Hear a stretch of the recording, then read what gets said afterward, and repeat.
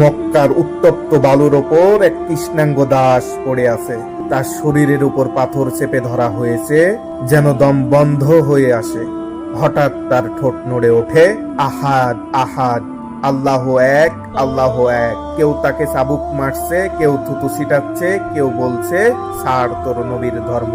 কিন্তু সে বলে চলেছে আহাদ আহাদ। তার গায়ের রং কালো ছিল, দাসত্বের শিকলে ছিল বন্দী, কিন্তু তার অন্তর ছিল সবচেয়ে আলোকিত।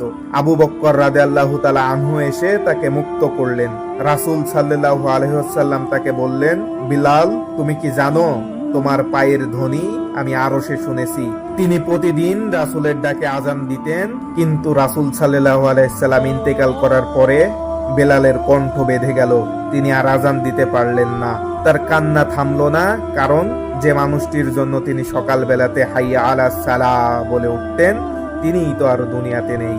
বিলাল রাদিয়াল্লাহু তাআলা আনহু প্রমাণ করেছেন, গায়ের রং, দাসত্ব, নিচু জাত কোনো কিছুই নয়। আল্লাহর কাছে দামি হলো আন্তরিকতা আর ঈমান। ভালোবাসা যদি হয় রাসূল সাল্লাল্লাহু আলাইহি ওয়াসাল্লামের জন্য, সেটাই যথেষ্ট।